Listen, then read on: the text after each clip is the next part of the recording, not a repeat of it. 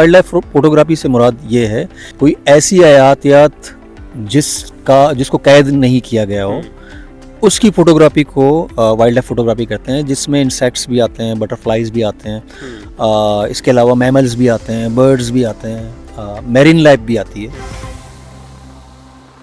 अस्सलाम वालेकुम, GNN plus के साथ आपका मेज़बान आतिश शरीफ आपके खिदमत में हाजिर है। आज आपकी मुलाकात करवाने जा रहे हैं सलमान बलोच से, जो एक वाइल्ड लाइफ फोटोग्राफर हैं, खूबसूरती से प्यार करते हैं। Salman, thank you so much.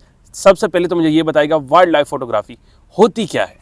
बहुत अच्छा सवाल है। वाइल्ड लाइफ फोटोग्राफी से मुराद ये है कि कोई भी वाइल्ड, जिसे जंगली कहें आप, कोई ऐसी हयातियात जिसको कैद नहीं किया गया हो, उसकी फोटोग्राफी को वाइल्ड लाइफ फोटोग्राफी करते हैं, जिसमें इंसेक्ट्स भी आते हैं, बटरफ्लाइज भी आते हैं, इसके अलावा मैमल्स भी आते हैं, बर्ड्स भी आते हैं, मैरीन लाइफ भी आती है। तो वो तमाम जो है वो एरिया वाइल्ड लाइफ फोटोग्राफी का पार्ट होता है। कराची बहुत बड़ा सिटी है, मज़ीद फैल रहा है।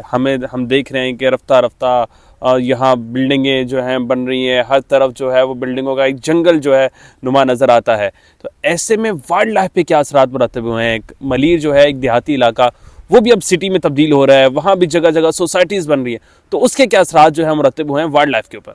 मेरे ख्याल में ये आपका सवाल सबसे ज़्यादा अहम है। हमारे यहाँ लोगों को एक तो ये कि बेसिक नॉलेज नहीं है, फिर जो यहाँ के अर्बन प्लानर रहे हैं, या तो पॉलिसी मेकिंग में उनका एक प्रॉपर रोल नहीं रहा है। अगर उन्होंने अर्बन प्लानिंग की भी है तो विजन 2020 तक कराची का मलीर वाला एरिया ग्रीन बेल्ट काउंट होता था। तो वो क्या हुआ, उसकी प्रोटेक्शन के लिए क्यों काम नहीं किया गया? और अगर हम उस कनेक्शन को देखें और उस एरर को देखें तो हमें बहुत ज़्यादा समझ में आएगा कि यहाँ पे रियल इस्टेट ने इतना बड़ा पैसा इन्वॉल्व किया हुआ था कि हर बंदे को ये लगता था कि अगर वो रियल इस्टेट में जाएगा या वहाँ इन्वेस्टमेंट करेगा तो उससे उसके पास उसका जो इनकम है वो डबल हो जाएगा। अब लोग, जो बंदा यहाँ इन्वेस्ट कर रहा था, उसका कोई कंसर्न ही नहीं था कि अगर यहाँ पे जो ग्रीन बेल्ट है वो तबाह हो रही है तो उसका इम्पैक्ट क्या होगा। सबसे पहले वाइल्ड लाइफ, ज़ाहिर है सबसे वल्नरेबल पोजीशन में तो वो होते हैं। उसके बाद इंसान, मतलब अगर हम बात करें इंसान की तो इंसान ठीक है, सोशल एनिमल है, लेकिन वो इस इकोलॉजी का हिस्सा है। अगर सोशल एनिमल को आप ये समझता है कि बाकी अगर एनिमल और बायोडाइवर्सिटी डिस्टर्ब होती है तो उसे कुछ नहीं होगा और वो सिर्फ कमा के एक बेहतर पोजीशन में पहुंच जाएगा, तो ऐसा नहीं है।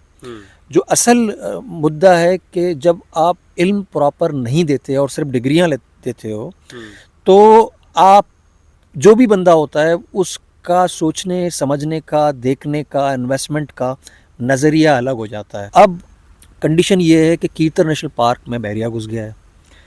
कीर्तन नेशनल पार्क के सपोर्ट एरियाज़ में DHA बैठा हुआ है। इसी तरह ये तो सिर्फ बड़े जायंट हैं जिनका मैं नाम ले रहा हूँ। बाकी जो सरकार के साथ पॉलिटिकल पार्टीज़ के साथ जिनके अलाइंसेस हैं, उन्होंने छोटे छोटे कई बहरिया टाउन्स, कई DHAs बना रखे हैं। हर बंदे को डाइवर्ट किया हुआ है, हालांकि एक्चुअल नीड नहीं है। मिसाल के तौर पर मैं एक इंसान हूँ और मुझे कराची में रहना है, एक घर की ज़रूरत है। मैंने क्या किया हुआ है कि एक घर अपने लिए लिया हुआ है और बाकी मैंने सारी अपनी सेविंग सारी रियल एस्टेट में लगाई हुई है। तो एक तो ये कि मुझे नीड नहीं है मेरे पास, चूँकि इन्वेस्टमेंट का और ऑप्शन मुझे नज़र नहीं आता या मुझे प्रॉपर दिखाया नहीं जाता, ये मार्केट कोलैप्स होगी। और अभी जो कंडीशन है, मार्केट बहुत बुरी तरीके से, बहरिया में जिन्होंने 2.5, 3, 4 करोड़ के बंगले खरीदे हैं, अब वो 1.5 करोड़ के भी नहीं बिक रहे। तो ये जो कोलैप्स है ये नज़र आ रहा है और आगे ये बहुत ज़्यादा जाएगा। अच्छा, मुझे ये बताइएगा, आप जब कैमरे की आंख से खूबसूरती को देखते हैं, कि वो चीज़ हमें नज़र नहीं आती, लेकिन कैमरे की आंख से आप वो चीज़ देख रहे होते हैं, आपको हर तरफ जो है पाकिस्तान खूबसूरत नज़र आ रहा होता है। कोई ऐसी चीज़ जो आपको लगी हो, यार ये मेरी लाइफ में बहुत बेहतरीन मोमेंट है?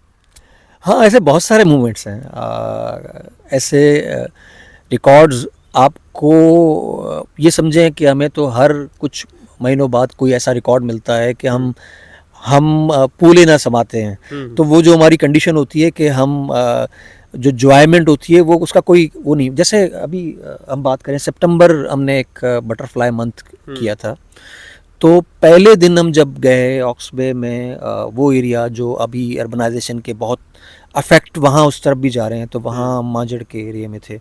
तो वहाँ माजरगोड के पहाड़ी सिलसिले में हमें एक बटरफ्लाई नज़र आई जो पाकिस्तान में पहली रिकॉर्ड थी।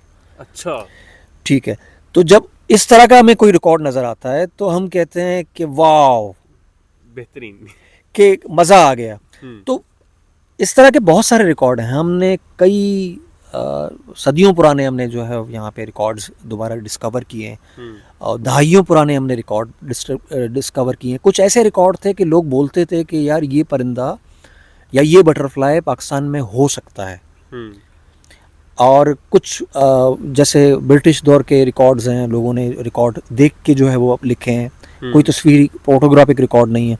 इस तरह के हमने जैसे कि पैलेट स्विफ्ट है, हमने फर्स्ट टाइम मलीर में रिकॉर्ड किया, और वो फर्स्ट फोटोग्राफिक रिकॉर्ड था पाकिस्तान का। सही। तो इस तरह के बहुत सारे ऐसे रिकॉर्ड्स हैं जो हमने डिस्कवर किए और हमने रिकॉर्ड किए। हर बंदे की एक ही बात है, मलीर को बचाने की ज़रूरत है। सही। मलीर के हैबिटेट्स को बचाने की ज़रूरत है। इस पे पॉलिसी साजी होनी चाहिए, इस पे काम होना चाहिए।